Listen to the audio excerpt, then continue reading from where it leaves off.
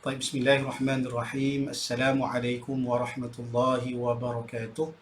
الحمد لله وكفى والصلاة والسلام على رسوله المجتبى سيدنا ومولانا محمد صلى الله عليه وسلم وعلى آله وصحبه ومن اهتدى. اللهم صل على سيدنا محمد وعلى آله وصحبه أجمعين. اللهم فقهنا في الدين وعلمنا التأويل واهدنا صراطك المستقيم. اللهم بارك لنا في شعبان وبلغنا رمضان وبلغنا رمضان وبلغنا رمضان. أما بعد.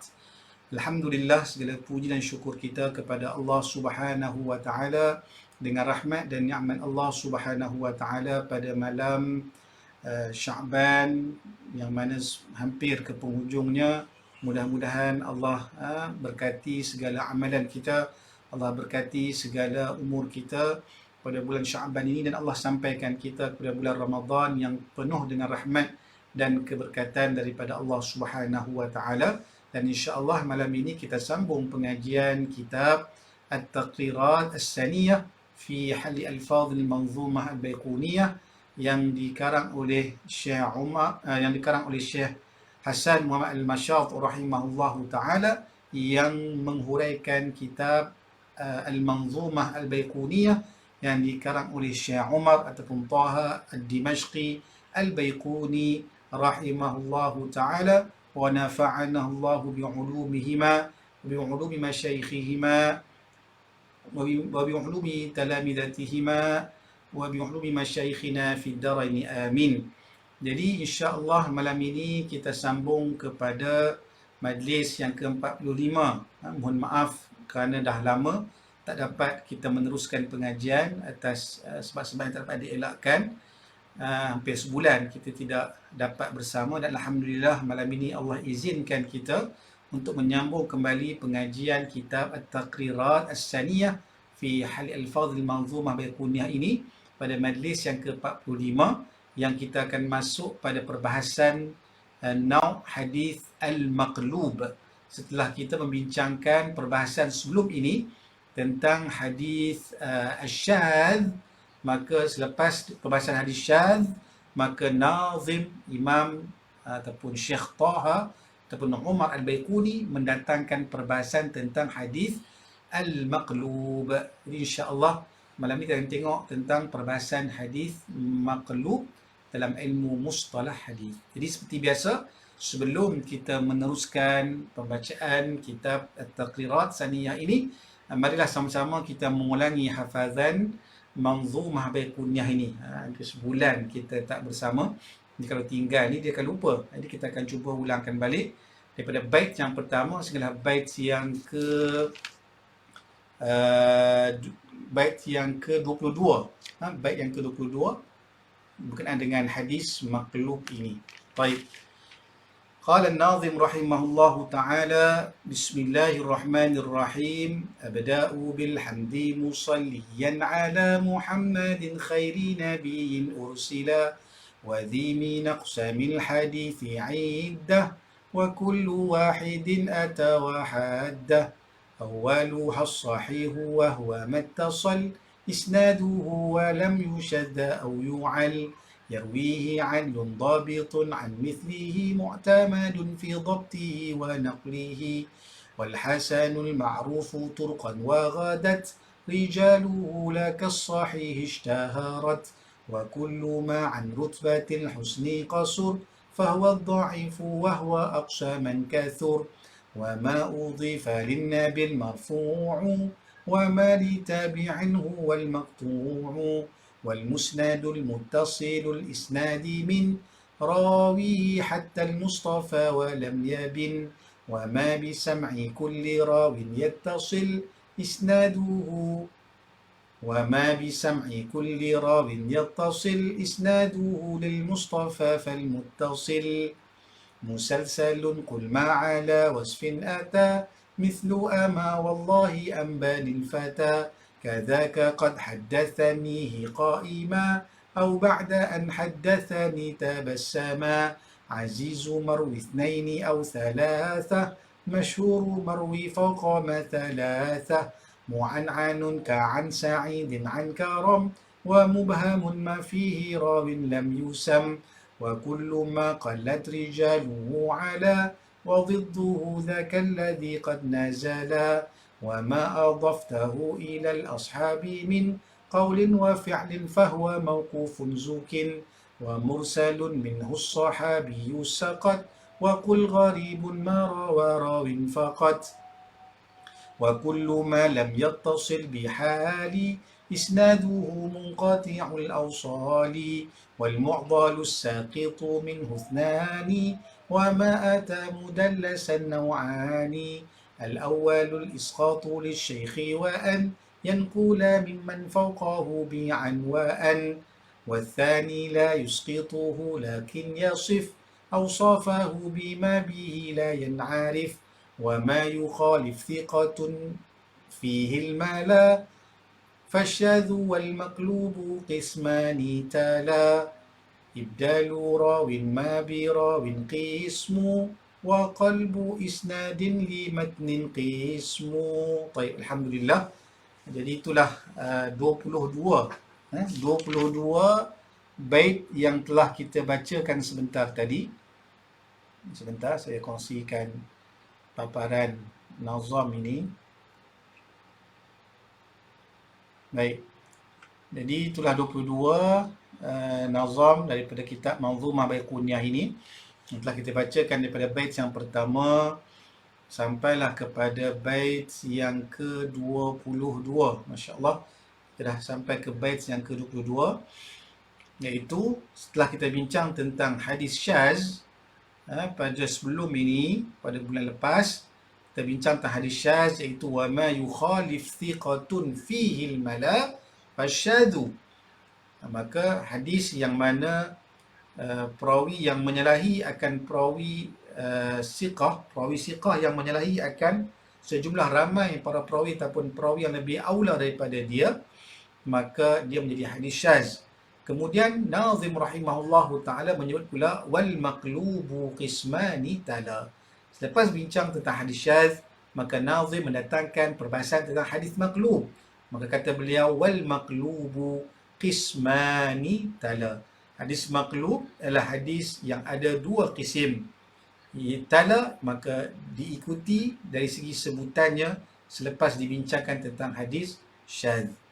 Kemudian kata Nazim rahimahullahu ta'ala, ibdalu rawin ma bi rawin qismu, maka hadis kisim yang pertama ialah ibdalu rawin ma bi rawin,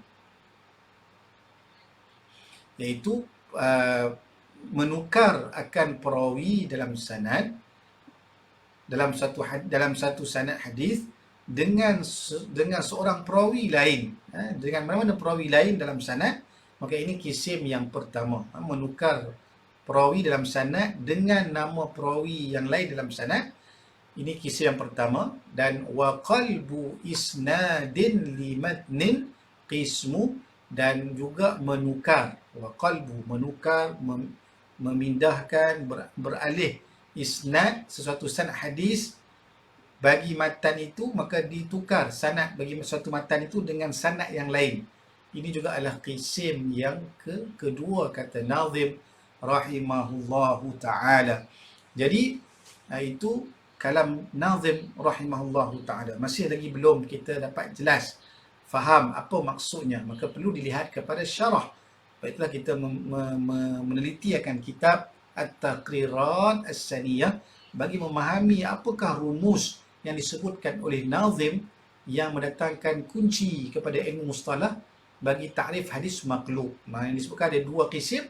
Kisim yang pertama dengan berlakunya bertukar perawi hadis dalam sanad dengan perawi hadis yang lain, dan yang kedua pula bertukar isnad, keseluruhan sanad itu dengan sanad hadis yang lain.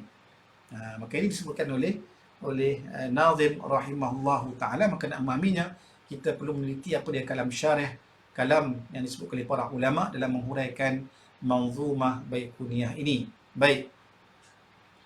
Jadi kata syarih rahimahullahu ta'ala,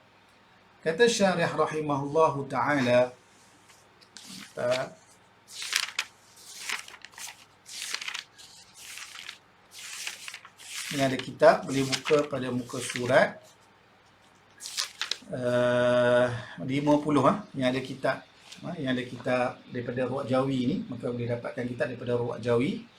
Maka yang ada kitab ini, maka boleh buka pada muka surat 50, ataupun dalam cetakan-cetakan yang lain boleh buka pada tajuk hadis Al-Maqlub.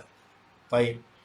Kata syarih rahimahullahu ta'ala, wal maqlubu mushtaqqun minal qalbi wa huwa tabdilu syai'in bi akhara 'ala al-wajhi al-ati wa huwa qismani tala ay tabi'a asy-syadza fi an-nazmi.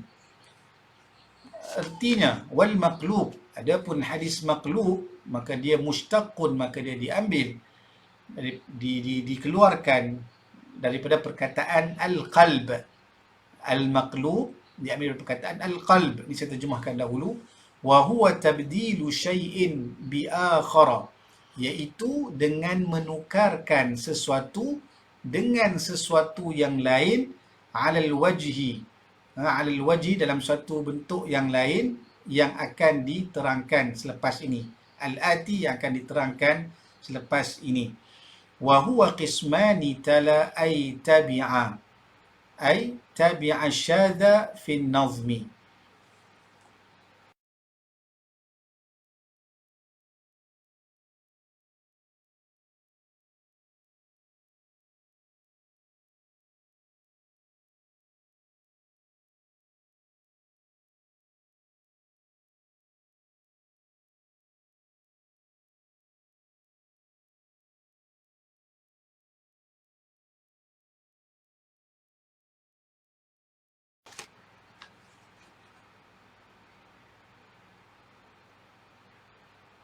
Bismillah, bismillah.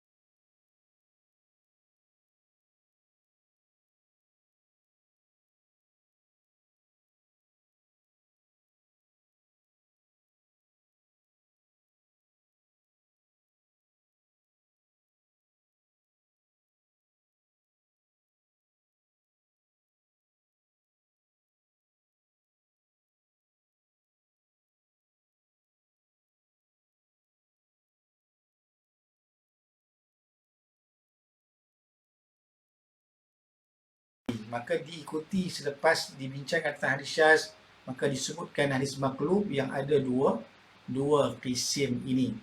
Namun kalau dilihatkan pada penulisan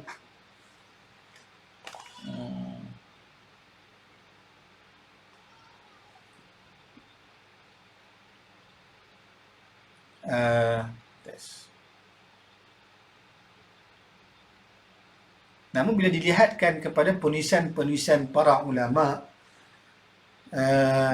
kalau lihat dalam kitab Taqrib An-Nawawi rahimahullahu ta'ala, maka beliau mendatangkan perbahasan hadis maqlub ini selepas membincangkan tentang hadis maudhu'.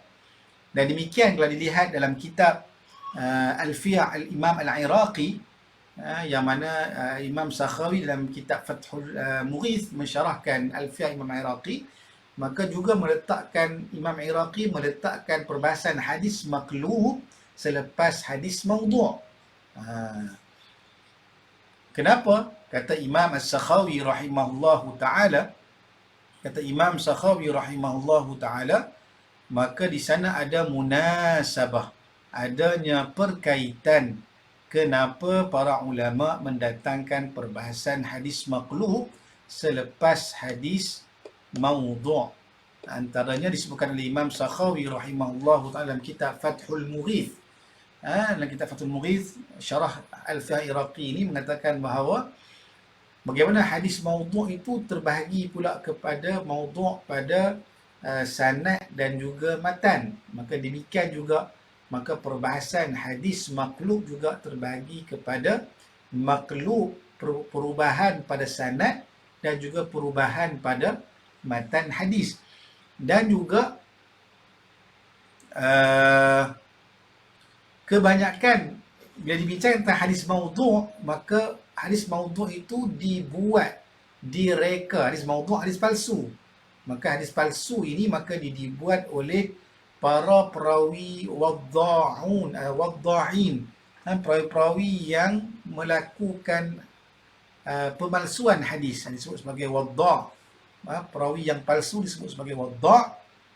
Maka mereka yang mereka-reka hadis palsu ini maka adalah perawi yang dikategorikan sebagai perawi yang palsu, perawi yang pendusta, kadzab, yang mana bila mereka memalsukan hadis, maka mereka juga menukar sanad hadis tersebut.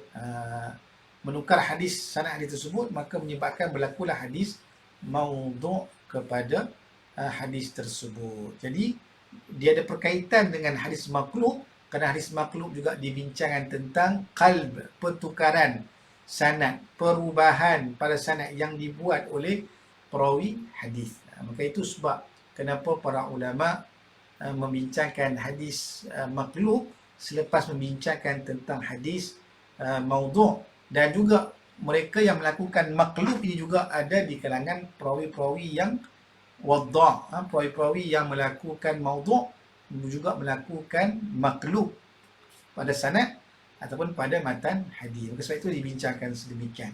Namun kalau dilihat juga metodologi bagaimana Al-Imam Ibnu Hajar Asqalani rahimahullahu ta'ala yang mengarang kitab Nukhbatul Fikar dan syarahnya Nuzhatun Nazar, maka beliau membuat sedikit pertukaran, meletakkan perbahasan hadis maqlub ini bukan dibincangkan selepas hadis maudhu'. Kerana Imam Al-Hafiz Ibn Hajar, beliau menyusun semula nauk-nauk hadis dengan berdasarkan kategori-kategori hadis tersebut. Sebab kenapa menjadi dhaif. Maka sebab dhaif itu sebab berlakunya mukhalafah. Bila berlakunya mukhalafah, maka berlakulah hadis itu hadis yang dhaif. Maka mukhalafah pula ada dia punya cabang-cabang mukhalafah. Maka dalam kitab Nukhbatul Fikar, Al-Imam Al-Hafiz Ibn Hajar meletakkan perbahasan hadis maqlub ini bila dibincangkan tentang mukhalafah, percanggahan pengriwayatan. Berlakunya percanggahan pengriwayatan, maka ia menjadi sebab hadis itu menjadi dhaif. Jadi selepas dibincangkan tentang hadis mudraj, kerana berlakunya mukhalafah, mukhalafah taghyir siyak, berlakunya pertukaran siyak hadis tersebut, berlakulah hadis mudraj, maka itulah berlakunya mukhalafah dalam pengriwayatan hadis mudraj. Maka selepas dibincangkan tentang hadis mudraj, maka dibincangkan tentang hadis maqlub ini. Kenapa? Sebab hadis maqlub juga adalah berlakunya mukhalafah. Berlakunya mukhalafah. Kata Al-Imam Al-Hafiz Ibnu Hajar Al-Asqalani rahimahullahu ta'ala, bahawa hadis maqlub dalam kitab Nukhbatul Fikar mengatakan bahawa in kanatil mukhalafah bitaqdimin aw ta'khirin ay fil asma', sekiranya berlakunya mukhalafah, percanggahan, pertembungan, pengriwayatan hadis dengan ditakdimkan, didahulukan atau ditakhirkan, ay fil asma', ay fil asma', takhir ay fil asma', mana-mana nama-nama perawi-perawi hadis seperti Murrah bin Ka'b wa Ka'b bin Murrah. Jadi berlakunya takdim dan takhir. Maka Murrah bin Ka'ab tukar kepada Ka'ab bin Murrah, ataupun Ka'ab bin Murrah tukar kepada Murrah bin Ka'ab. Maka berlakulah mukhalafah dalam pengriwayatan dalam sanad hadis. Maka itu dipanggil sebagai hadis maqlub, juga hadis maqlub. Jadi di situ kuncinya ialah berlakunya mukhalafah dalam pengriwayatan. Jadi kalau dilihat pada susunan nazim yang mengarang kitab Manzumah Baiquniyah ini, maka nazim mendatangkan perbahasan hadis maqlub selepas hadis syadz, yang mana hadis syadz membincangkan tentang mukhalafah juga, iaitu wa ma yukhalif thiqatun fihil mala, di mana hadis seorang perawi yang siqah itu menyalahi pengriwayatan perawi yang lebih aula ataupun lebih awsaq, lebih siqah daripadanya, ataupun lebih dengan atau bercanggah dengan sejumlah ramai perawi-perawi yang siqah, maka ia menjadi syadz. Maka setelah dibincangkan tentang syadz, maka dibincangkan pula tentang hadis maqlub, yang mana juga berlaku mukhalafah, percanggahan dalam pengriwayatannya dengan dibuat pertukaran pada sanad ataupun matan hadis. Maka masya-Allah, kita lihat meneliti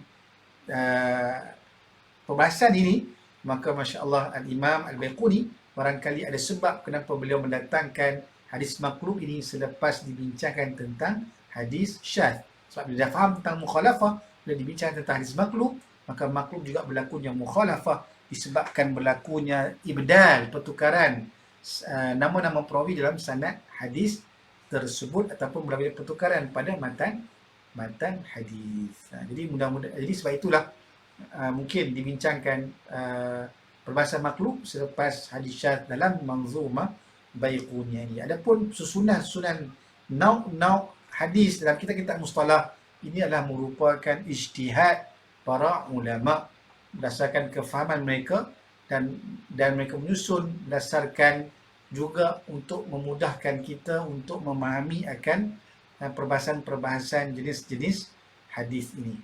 Baik, ini tidak masalah lah nak susun macam ni, bagaimana cara dibuat oleh Imam Nawawi ataupun Imam Iraqi, ataupun dengan cara Imam Al-Hafiz Ibnu Hajar Al-Asqalani rahimahullah ta'ala, maka tidak menjadi suatu masalah tentang susunan nauk hadis tersebut. Baik. Jadi itu dari segi lughah ataupun dari segi bahasanya. Dari segi istilah para ulama, maka para ulama menyebutkan bahawa hadis hadis maqlub ini sebagai ibdalu lafzin bi akhara fi sanadil hadis atau matnih bi taqdimin atau ta'khirin.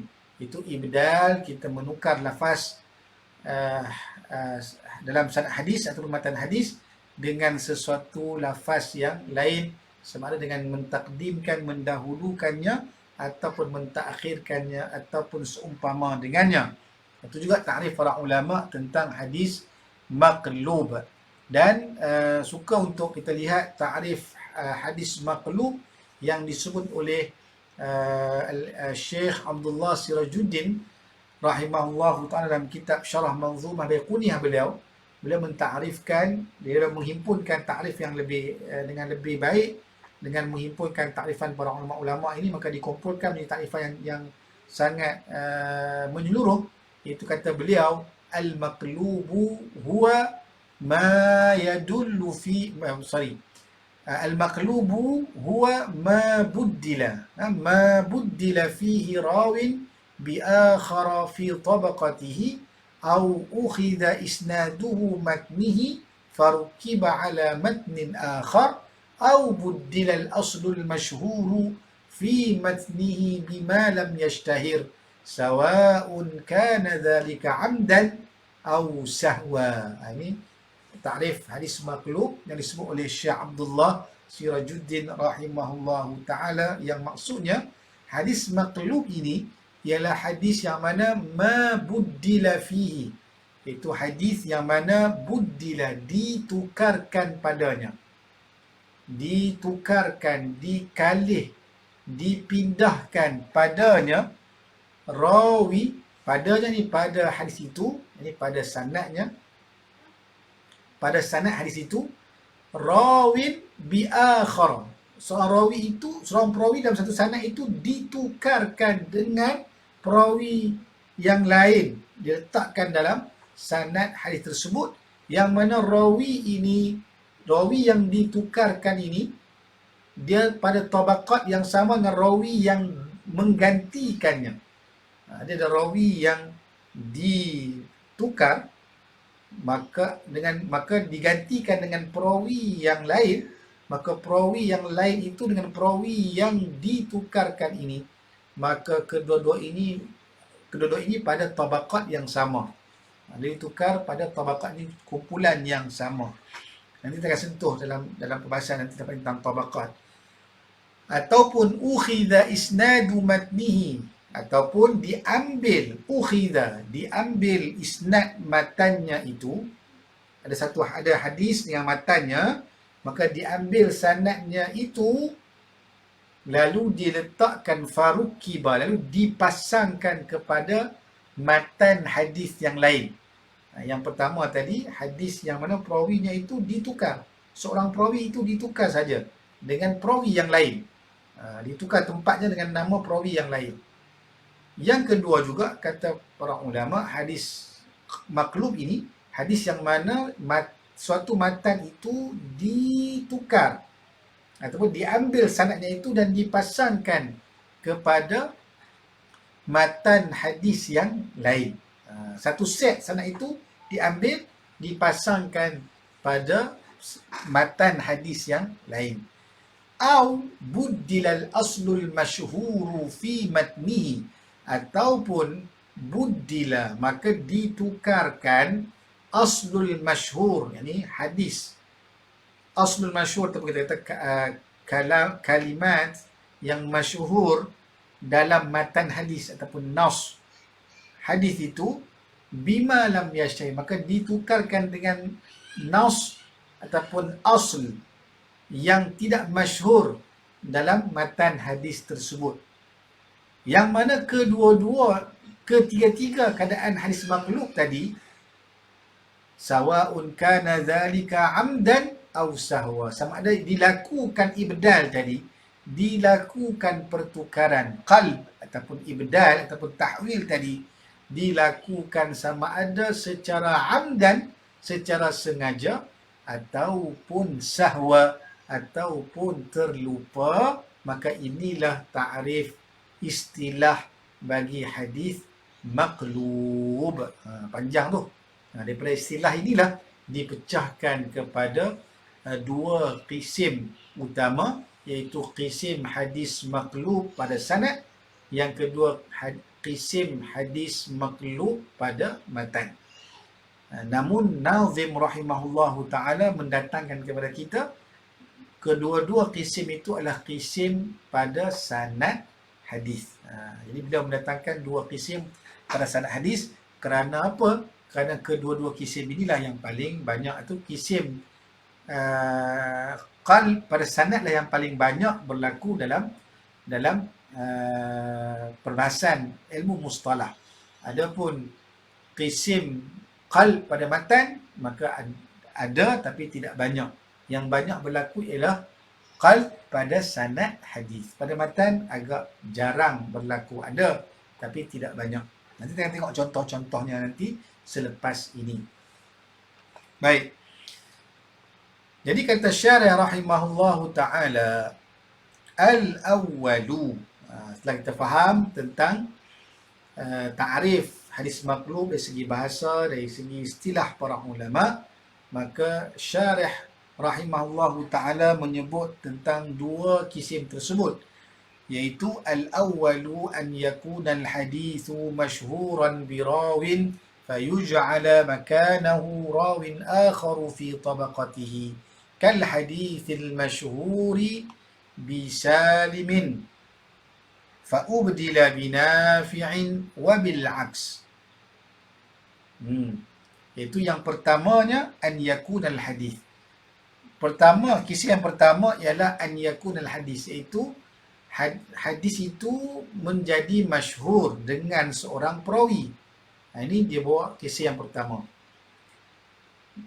Lalu fayuj'ala, lalu dijadikan tempat hadis, tempat perawi hadis yang masyhur itu rawin akhar fi tabaqatihi, maka dia digantikan dengan perawi yang lain yang sama tabaqat.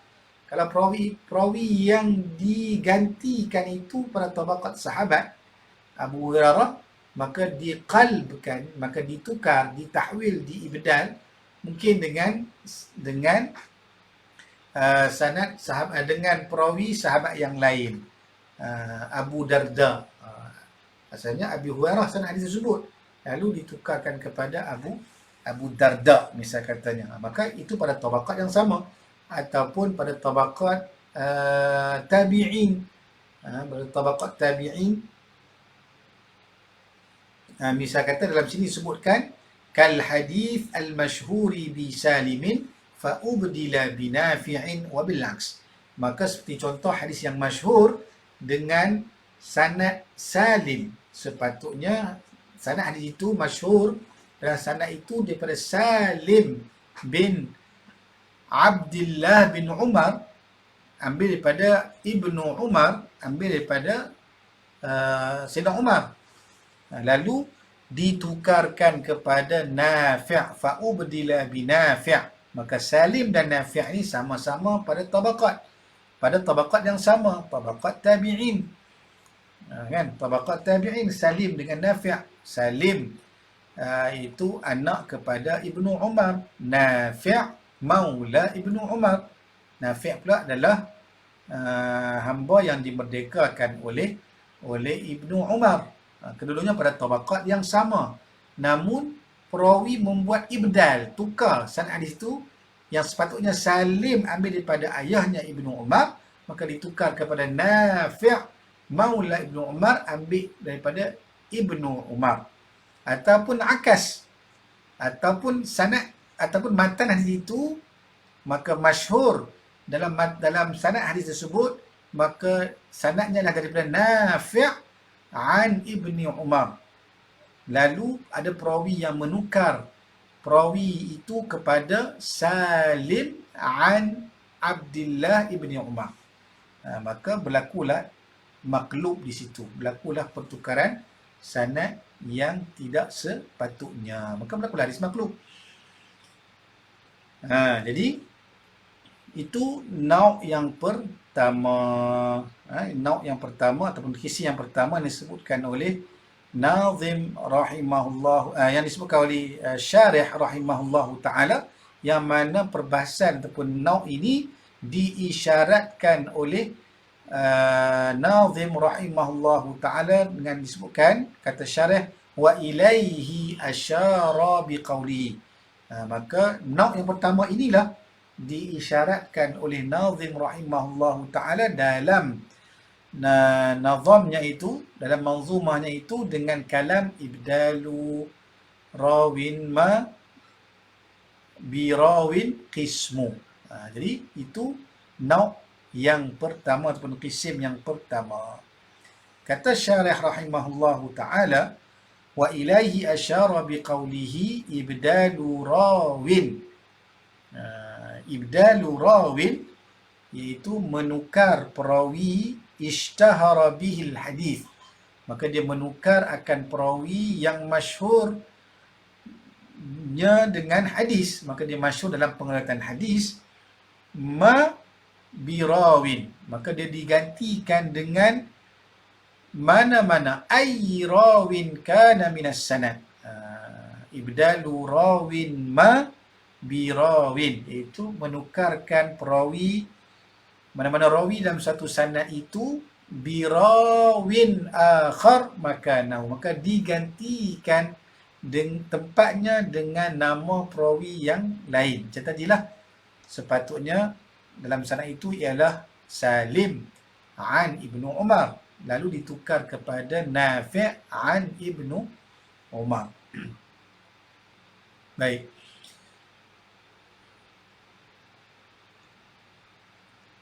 Makanahu. Untuk apa? Liyasira marghuban fihi li gharabatihi qismu awal. Liyasira, agar, kenapa dibuat maklub tadi, ditukar nama perawi dalam sanad tadi dengan nama perawi yang lain pada tabaqat yang sama, supaya liyasira marghuban fihi, supaya hadis itu marghub, disukai untuk nak didengar, nak diambil riwayatnya daripada para penuntut ilmu hadis, kerana gharabah, kerana kejanggalan hadis itu yang jarang ditemui sanad tersebut dengan ditukar-tukar tersebut, maka menyebabkan orang rasa mungkin hadis ini lain ni, jarang jumpa ni, maka perlu untuk diambil sanad tersebut. Maka ia menarik perhatian orang untuk mendengar ataupun nak meriwayatkannya. Maka ini disebutkan oleh nazim sebagai qismu awal, kisim yang pertama. Dia boleh sebut tentang kisim pertama ini, yang disebutkan contoh tadi, bagaimana sanad Salim ditukar dengan Nafi', ataupun sanad Nafi' ditukar kepada Salim. Yang kedua-duanya itu memang berguru dengan Ibnu Umar. Itu contoh yang mungkin kita tidak nampak sangat lah. Nanti kita akan tengok contoh selepas ini. Contoh yang disebutkan oleh syarih rahimahullahu ta'ala,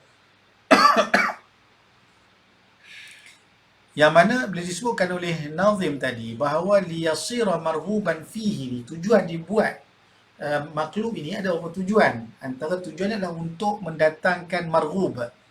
Tujuannya adalah untuk orang suka nak dengar sanad hadis yang pelik ini. Sanad hadis yang pelik. Untuk datang, supaya apa? Supaya manusia menyangkakan bahawa orang lain tak ada lagi sanad hadis ini.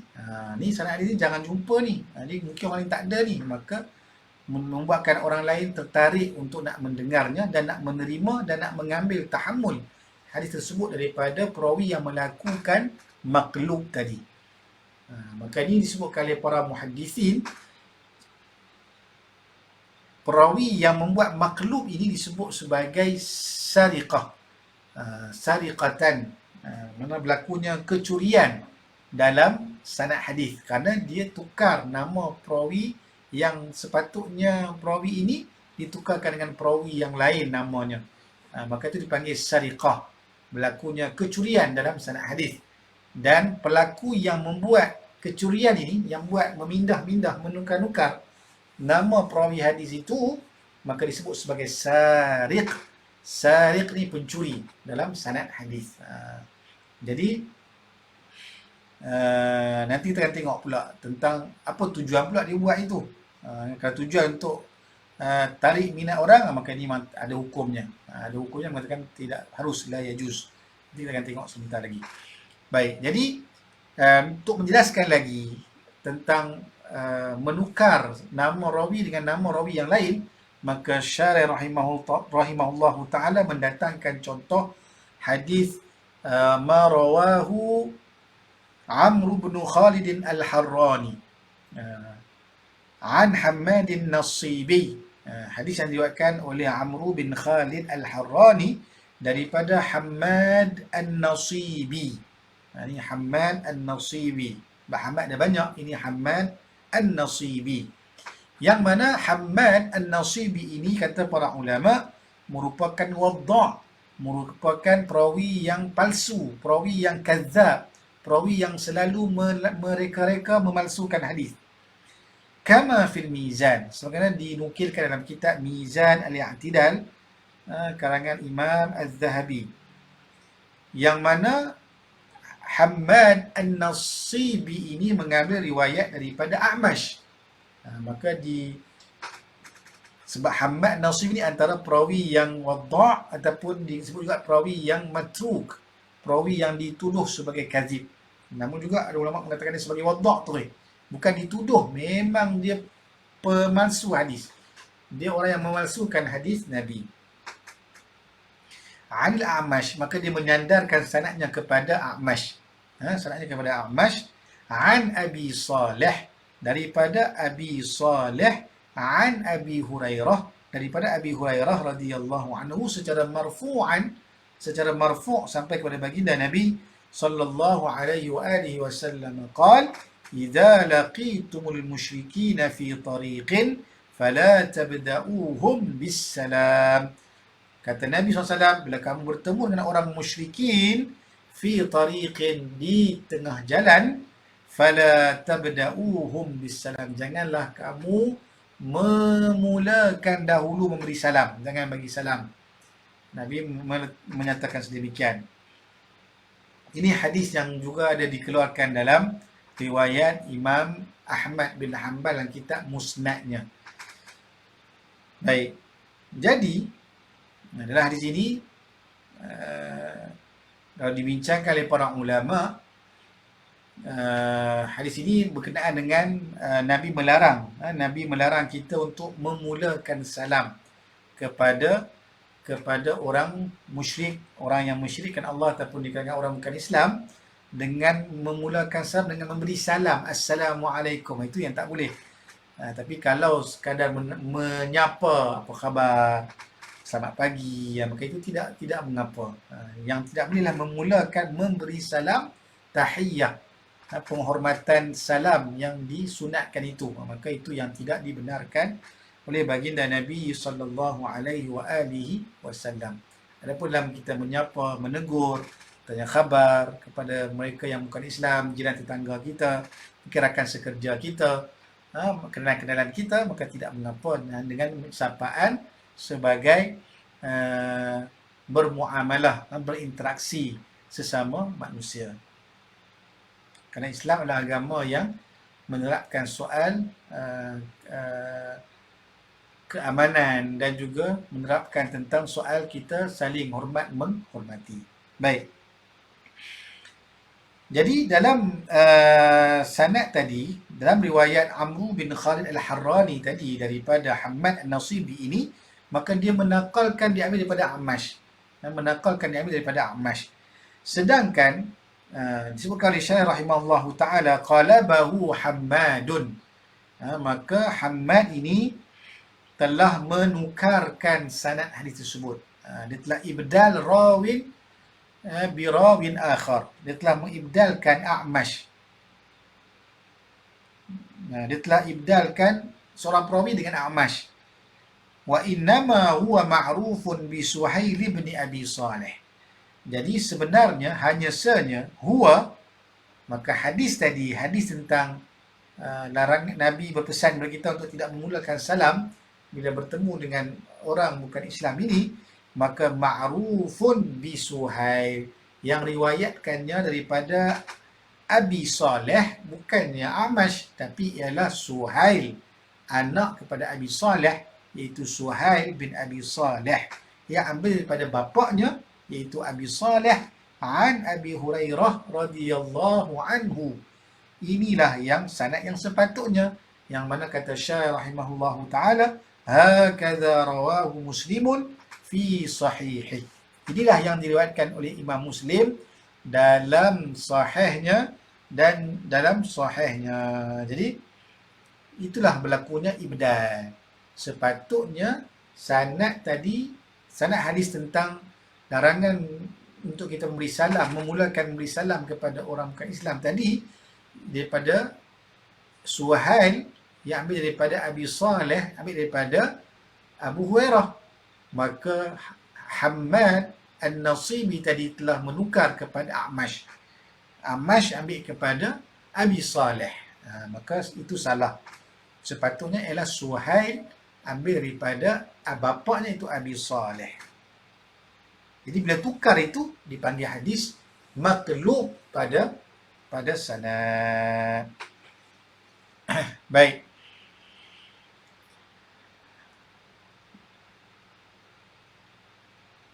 Dan juga kata para ulama, ada juga lagi contoh hadis maqlub pada sanad yang mana perawi itu mentakhirkan nama perawi.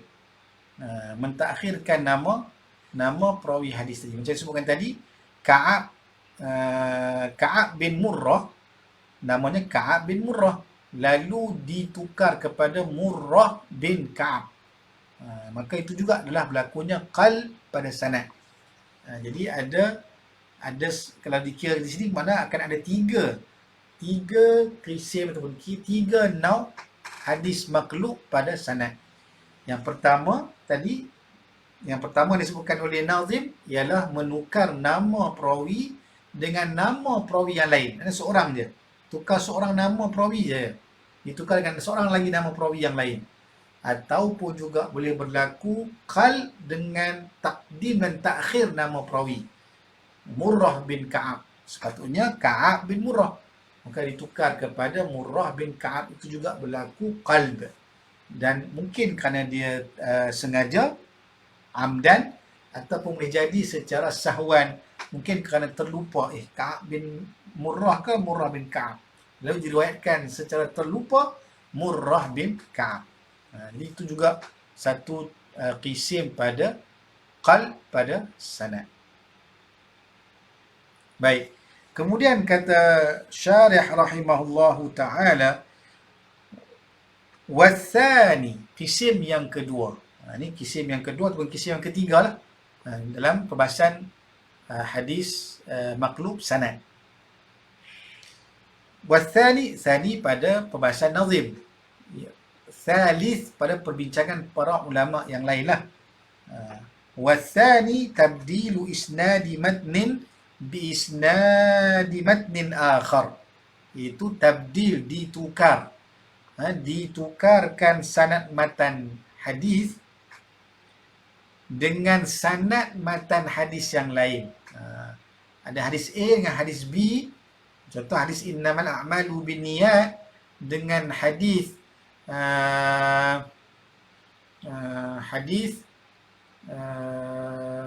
min husnil islami mar'i tarkuhu ma la ya'ni. Pun hadis da' ma yaribuka ila ma la yaribuka. Maka sanad hadis al-a'malu binniyat ini ditukarkan dengan hadis da' ma yaribuka ila ma la yaribuka. Ditukar silam. Mana ditukar matan hadis a'mal binniyat kepada matan hadis min husnil islami tarku ma la ya'ni tadi. Maka lalu hadis a'mal binniyat dipasangkan padanya akan sanad hadis min husnil islamil mar'i tarkuhu ma la ya'ni tadi. Maka ditukar. Jadi itu juga adalah kisim yang kedua ataupun kisim yang ketiga bagi hadis maqlub pada sanad hadis. Wa tabdilu isnadi hadzal matni bi isnadil awwal. Jadi saling ditukarkan satu set sanad dengan set matan yang lain, set sanad yang lain ditukarkan dengan set matan yang lain. Kama qala, ini sebagaimana yang disebutkan oleh Nazim rahimahullahu ta'ala dalam nazamnya, dalam manzumanya, wa qalbu isnadin li matnin qismu. Wa qalbu isnadin li matnin qismu. Inilah maksud qisim yang kedua ataupun qisim yang ketiga lah. Kalau kita kirakan tadi termasuk takdim dengan takhir tadi. Lalu fayuj'alu li matnin akhara marwiyyin bi sanadin akhar. Lalu maka dijadikan bagi matan yang lain itu marwiyyin, diriwayatkan bi sanadin akhar, diriwayatkan dengan sanad yang lain. Maka dia menjadi qismu, menjadi qisim yang lain. Wa yuj'alu hadzal matnu li isnadin akhar tsani. Lalu dijadikan pula matan bagi sanad yang dijadikan bagi matan itu pula dengan sanad yang lain pula yang kedua. Macam sebutkan tadi lah. Contohnya hadis tentang innamal a'malu binniyat, maka matannya itu secara setnya itu keseluruhannya ditukar dan dipasangkan pada matan hadis yang lain. Matan hadis da' ma yaribuka ila ma la yaribuka, dipasangkan di situ. Sanad bagi hadis da' ma yaribuka ila ma la yaribuka dipasangkan kepada matan hadis innamal a'malu binniyat. Maka jadilah qalb di situ, pertukaran set sanad matan. Lalu kata Nazim rahimahullahu ta'ala, wa innama yuf'alu dhalika liqasdil kashfi an halil muhaddis. Kenapa dibuat itu? Dibuat pertukaran set sanad itu, sanad matan itu ditukarkan dengan sanad matan yang lain. Sanad matan yang lain ditukarkan kepada matan yang lain. Kenapa dibuat begitu? Pertukaran tersebut, perubahan tersebut, maka untuk tujuan liqasdil kashf. Tujuannya adalah untuk nak mendedahkan tentang perihal muhaddis itu, adakah dia tahu berlakunya qalb pada sanad ataupun tidak. Adakah berlakunya perubahan dalam sanad hadis ataupun matan ataupun tidak. Maka kalau seorang itu seorang muhaddis yang mahir, maka dia tahu bahawa sanad ini sanad yang ditukar dengan sanad hadis yang lain.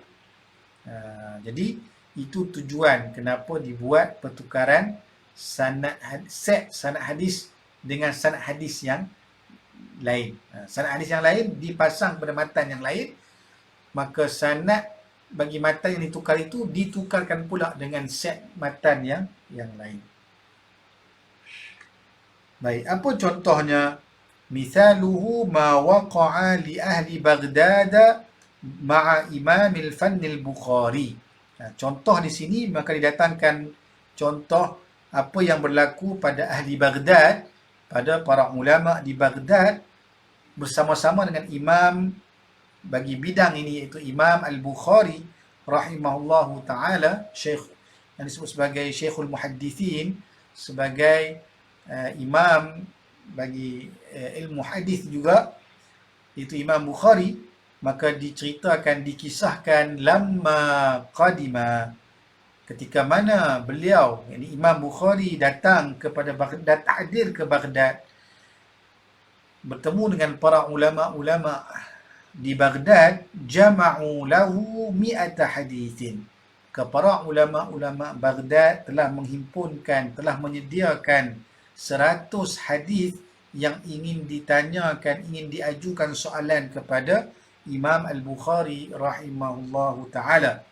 Kisah ini kisah yang masyhur di dalam riwayat-riwayat kitab-kitab hadis dan kitab mustalah, yang mana Al-Imam Khatib Al-Baghdadi menukilkan dalam tarikh Baghdad tentang kisah ini. Jadi lalu para ulama-ulama di Baghdad menjadikan matan bagi sanad itu pada sanad yang lain. Matan sanad ini diberi kepada sanad yang lain, maka ditukar-tukar sanadnya itu. Wa isnada hadzal matni li matnin akhar, maka ditukar dalam 100 sanad itu ditukar-tukarkan. Matan sanad hadis yang pertama ditukar kepada matan sanad hadis yang ke-100. Yang ke-100 ditukarkan kepada sanad hadis yang ke-2. Yang kedua ditukar kepada 99. 99 sanadnya ditukar kepada hadis yang ke-3. Macam itulah ditukar-tukarkan set sanadnya. Lalu wa alqaw dzalika alaihi, lalu dibentangkan kepada Imam Al-Bukhari rahimahullahu taala. Bahkan dalam kisah tersebut, maka para ulama-ulama di Baghdad memilih 10 orang pemuda, lalu daripada 10 orang pemuda ini dibekalkan 10 set hadis dengan sanad yang ditukar-tukar. Pemuda yang pertama diberikan 10 set hadis dengan sanad yang bertukar-tukar 10, yang kedua pun 10, yang ketiga pun 10, yang keempat, kelima, keenam, ketujuh, sampailah yang ke-10, maka setiap orang ada 10, maka 10 kali 10 ada 100 hadis yang ditukar-tukar sanadnya. Jadi dibentangkan, setiap orang akan datang kepada Imam Bukhari rahimahullahu taala, maka dibacakan sanadnya yang pertama. Hadis yang pertama, sanadnya sekian sekian sekian, matannya sekian sekian. Lalu ditanya kepada Imam Bukhari rahimahullahu taala, maka kata Imam Bukhari rahimahullahu taala, a'rifu, aku tidak mengetahui tentang sanad hadis tersebut, tentang hadis tersebut. Lalu dipindah soalan yang kedua, dibacakan sanadnya, dibacakan matannya. Imam Bukhari tetap menjawab, la a'rifu, aku tidak mengetahuinya. Lalu dibacakan soalan yang ketiga, hadis yang ketiga, sampailah habis 10 soalan untuk pemuda yang pertama, maka Imam Bukhari menjawab, la a'rifu, aku tidak mengetahui tentang sanad hadis dan juga matannya. Menyebabkan para ulama di sekelilingnya mula saling berpaling antara satu sama lain. Kata macam mana ni, kata Imam Bukhari kata seorang yang pakar dalam ilmu hadis, menghafal banyak hadis, takkan soalan 1 sampai 10 tak boleh jawab. Soalan-soalan begitulah timbul pertikaian di kalangan para pendengar yang hadir dalam imtihan, dalam ujian tersebut. Sehinggalah sampai pemuda yang kedua, sampailah pemuda yang ke-10, maka kesemuanya Imam Al-Bukhari rahimahullahu ta'ala menjawab, la a'rifuh, aku tidak mengetahuinya. Dan setelah habis yang ke-10 itu, maka kata Imam Bukhari rahimahullahu ta'ala, adapun hadithuka, adapun yang pertama, pemuda yang pertama membacakan hadis yang pertama, fa hadithukal awal kaza wa kaza, maka sanadnya yang betul ialah sekian sekian sekian, matannya ialah sekian sekian sekian sekian. Maka Imam Bukhari pun meneruskan jawapannya yang kedua, yang ketiga, yang keempat sampai ke-10 untuk pemuda yang pertama, membetulkan balik sanad hadis kepada matannya yang asal. Lalu disambung pula pemuda yang kedua, ketiga sampai yang ke-10. Akhirnya Imam Bukhari menyelesaikan 100 hadis yang sanadnya maklub, maka ditukar balik kepada tempatnya yang asal. Maka kesemua para ulama ketika itu sangat kagum dengan kelebihan dan kehebatan Imam Bukhari rahimahullahu ta'ala ini. Maka sebab itulah kata Syarih rahimahullahu ta'ala, faradda kulla matnin ila isnadih. Lalu Imam Bukhari telah mengembalikan setiap matan kepada sanadnya yang asal, wa kulla isnadin ila matnihi, setiap isnad kepada matannya yang asal, fa aqarra lahu an-nasu bil hifzi, maka kesemua para ulama di Baghdad mengakui akan kehebatan hafalan dan juga kekuatan hafazan, penjagaan Imam Bukhari terhadap hadis-hadis Nabi SAW, wa ad'anu lahu bil fadli, lalu kesemuanya akur dan tunduk kepada kelebihan dan kemuliaan yang Allah berikan kepada Imam Al-Bukhari rahimahullahu ta'ala. Dan juga kata para ulama, yang menjadi takjub di kalangan para ulama bukanlah soal Imam Bukhari itu boleh membetulkan sanad itu kepada sanad yang asal. Sebaliknya, kehebatan Imam Bukhari bukan sekadar hanya boleh membetulkan sanad matannya kepada sanad yang asal, sanad yang asal kepada matan yang asal.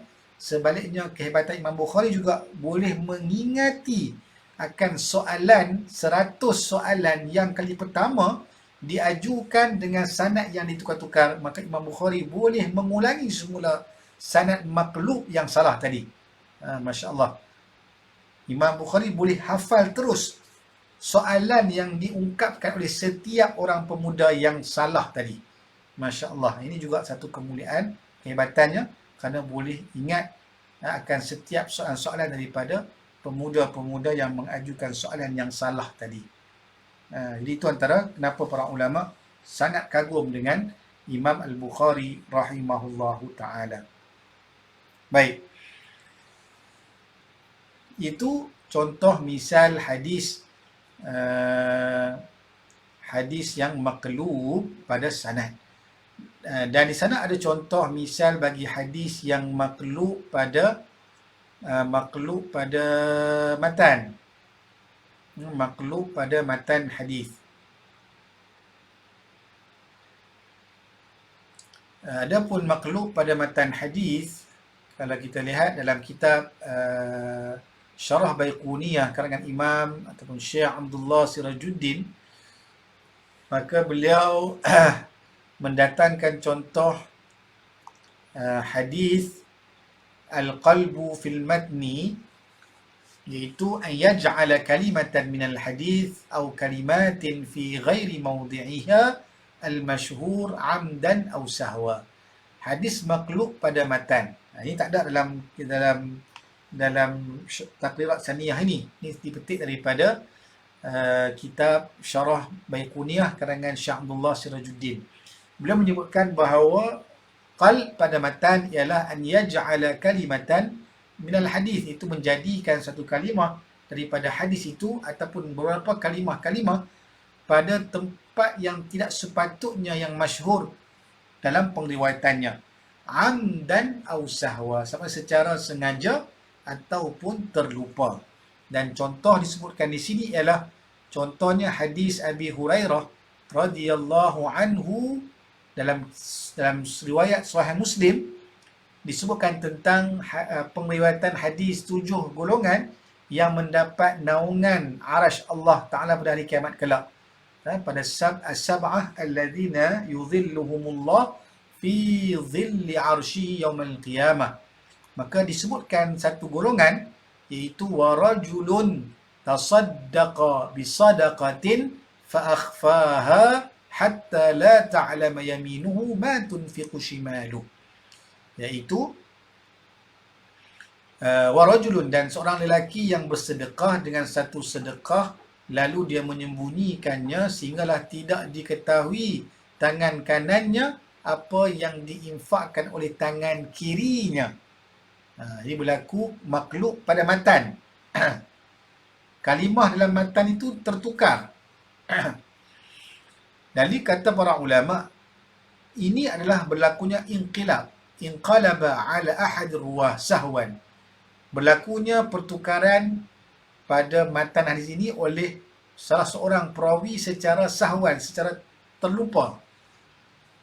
Kerana sesungguhnya matan yang betul hatta la ta'lama shimaluhu ma tunfiqu yaminu. Kerana matan yang sebetulnya ialah lelaki yang mengeluarkan sedekah lalu dia menyembunyikan sedekahnya sehinggalah tidak diketahui tangan kirinya apa yang diinfakkan oleh tangan kanannya. Itu yang sepatutnya. Sebab menjadi sunnah Nabi untuk kita memberi dengan tangan kanan. Untuk memberi dengan tangan kanan. Menerima pun dengan tangan kanan. Kan, untuk tangan kiri itu digunakan pada benda-benda yang kotor. Untuk benda-benda yang baik maka menggunakan tangan kanan. Kerana Nabi suka tayammun. Tayammun, suka mendahulukan benda yang kanan. Tangan kanan didahulukan. Maka bila nak beri sedekah, memberi dengan tangan kanan. Maka hadis maqlub matan tadi menyebut tentang lelaki yang bersedekah dengan tangan, yang bersedekah lalu menyembunyikan sedekahnya sehinggalah tidak mengetahui tangan kanannya apa yang disedekahkan tangan kiri. Kan itu berlaku maqlub di situ. Maka yang sebetulnya dalam kitab riwayat sahihain, maka hatta la ta'lama shimaluhu ma tunfiqu yaminuh. Itu tangan kiri tidak mengetahui apa yang diinfakkan oleh tangan kanan. Ini menunjukkan tentang bersedekah secara rahsia. Maka sunat untuk memberi sedekah sunat itu secara rahsia, kata para ulama. Adapun sedekah yang wajib, zakat, tak pun nak sembunyilah. Benda yang wajib maka diiklankan. Mana kita bayar zakat, orang lain tahulah kita membayar zakat. Bukan nak suruh kita iklankan, maksudnya bayar zakat itu mesti dizahirkan. Adapun nak memberi sedekah adalah disunatkan untuk disembunyikan, diberikan secara rahsia. Baik. Apa hukum? Itu contoh, satu contoh hadis maqlub pada matan hadis. Seterusnya yang terakhir ialah hukum hadis maqlub. Kata para ulama, wa hukmuhu annahu la yajuzu illa liqasdil ikhtibari fil hifzi. Sesungguhnya tidaklah yajuz, tidaklah harus untuk melakukan qalb, merubah pada sanad hadis itu, illa, melainkan liqasdil ikhtibar, bertujuan untuk menguji akan hafazan seseorang perawi hadis ataupun muhaddis ataupun penuntut ilmu hadis, ataupun menguji akan kedudukan seorang hufaz yang menghafal hadis, maka boleh, maka harus boleh. Tetapi summa yarji'ul maqlubu ila ma kana alaihi, tetapi hendaklah dikembalikan hadis-hadis yang maklub itu, sanad yang ditukar itu kepada kedudukannya yang asal. Setelah diujilah, kalau diuji kemudian kalau tak dapat dijawab dengan baik, maka dikembalikan balik. Jangan dibiarkan tergantung hadis maklub tersebut, maka mesti dibetulkan. Kalau hadis maklub itu tidak dapat diselesaikan, maka dikembalikan semula matannya kepada sanadnya yang asal. Ini kata para ulama. Maka boleh untuk dibuat maklub sekiranya untuk diuji, dibuat ujian, dibuatkan peperiksaan kepada para penuntut ilmu hadis untuk menguji tahap pemahaman dan penguasaan penghafalan terhadap sanad-sanad hadis, maka boleh. Baik, bahkan juga kata para ulama,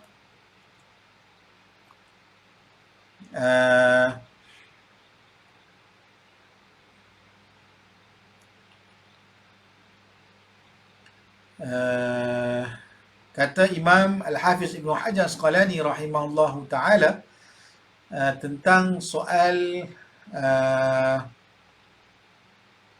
jawaz al-qalb lil imtihan, harus untuk merubah sanad hadis kerana untuk menguji, yang mana kata Imam Al-Hafiz Ibn Hajar, syartul jawazi alla yastamirra alaihi bal yantahi bintiha'il hajah.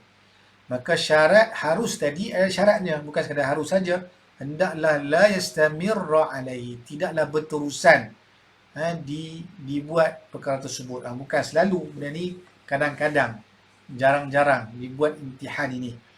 Bal yantahi, bahkan hendaklah dia tamat bintiha'il hajah, maka dah habis hajah ketika nak menguji itu, maka selesailah. Jangan diteruskan untuk dibuat qalb tanpa ada sebarang tujuan, tanpa ada sebarang sebab yang munasabah. Baik. Kemudian kata para ulama, wa idza fu'ila liqasdil ighrab. Tadi kalau tujuan untuk nak imtihan maka harus, boleh. Bahkan ada syarat, kata Imam Al-Hafiz Ibn Hajar. Kemudian yang kedua pula, wa idza fu'ila liqasdil ighrab. Sekiranya dilakukan maklub tadi, dilakukan qalb tadi, ataupun ibdal ataupun tahwil sanad tadi, adalah tujuannya untuk ighrab, untuk mendatangkan rasa nak dapat sanad hadis tadi, rasa nak suka nak dengar hadis yang lain yang pelik ini, sanadnya ini. Kalau untuk ighrab, maka disebutkan tadi la yajuz, maka fala yajuzu qat'an, maka tidak harus secara qat'i untuk dibuat maklub kerana nak datangkan ighrab, nak orang suka dengar ataupun nak orang suka nak ambil riwayat daripada dia kerana sanad tadi sanad yang pelik, gharabah, sanad yang pelik. Jadi nak memiliki sanad tadi, maka nak tarik perhatian orang, dibuat sanad yang pelik tadi. maka kata para ulama, la yajuzu bal huwa haram. Tidak harus, bahkan juga adalah haram. Kata para ulama, kerana tujuan tadi adalah untuk ighrab. Dan bagaimana pula kalau perawi itu melakukan qalb secara sahwan, secara tidak sengaja, dia terlupa, bukan saja-saja nak buat. Kata para ulama, sekiranya dia terlupa, in kana an sahwin, kalau dia ni terlupa berlakunya qalb dalam sanad ataupun matan hadis, fala mu'akhadah fihi, maka tidaklah mengapa, haitsu kana dzalika an ghaflatin bighairi qasdin, kerana perbuatan tersebut adalah daripada keterlupaan yang tidak disengajakan, maka tak mengapa. Kerana sebab manusia tak terlepas melakukan kesilapan dan terlupa. Kan? Namun kalau selalu, walakin kathrata dzalika taj'alul muhaddits dha'ifan li dha'fi dhabtih. Tapi kalau selalu sangat berlaku qalb dalam pengriwayatan hadis, menyebut sanad yang qalb, selalu pula salah, selalu pula tertukar, maka bila selalu sangat banyak berlaku, kerap berlaku, maka ia menjadikan perawi itu, seorang muhaddis itu, sebagai perawi yang dhaif, perawi yang lemah, kerana li dha'fi dhabtih, kerana lemahnya dhabitnya untuk nak memelihara akan sanad dan juga matan hadis tersebut. Jadi kalau dia selalu sangat berlaku salah, berlakunya qalb, maka ia menjadi perawi yang dhaif. Menjadi lemah lah. Tapi kalau sekali sekala, maka tidak mengapalah. Kerana dia ghaflah ni, perawi yang thiqah juga boleh jadi tersalah. Itu yang ada perawi yang adanya hadis syadz. Kerana dia thiqah, tapi dia boleh tak untuk terlupa? Boleh. Kerana itu adalah manusia, tak terlepas daripada mungkin boleh terlupa. Baik. Jadi itu kata para ulama lah, kalau berlaku secara sengaja.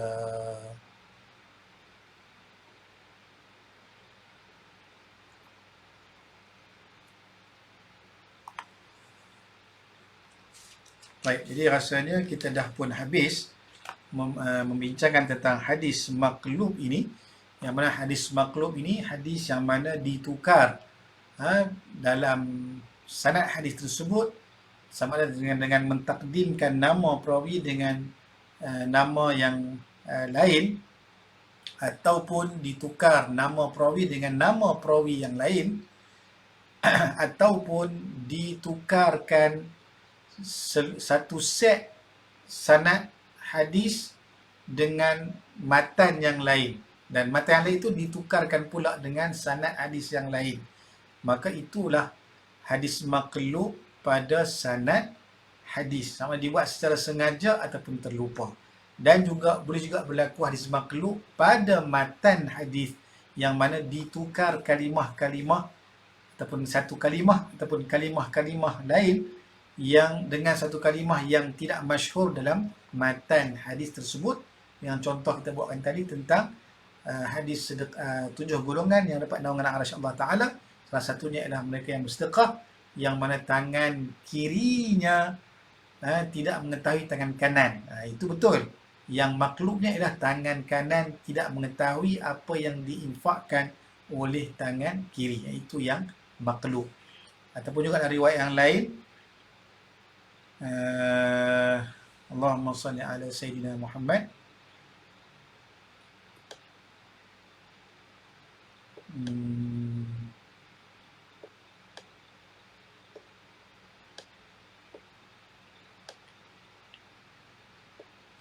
Tak ingat. Itulah salah satulah contoh hadis maklub pada matan hadis.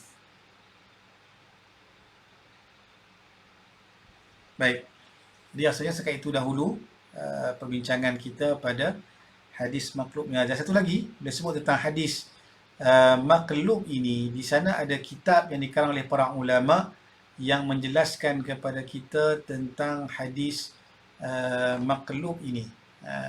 Iaitu kitab yang dikarang oleh Khatib Al-Baghdadi. Khatib Al-Baghdadi Itu yang nama kitabnya ialah Rafi'ul Irtiyab fil Maqlub min al-Asma'i wal Alqab.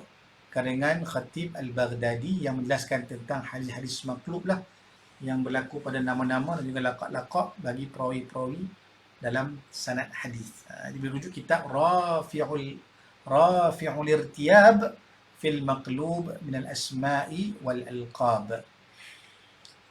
Baik, jadi sekian itu dahulu perbahasan kita. InsyaAllah akan datang kita akan masuk pada hadis Al-Fardu insyaAllah pada majlis yang akan datang biiznillah.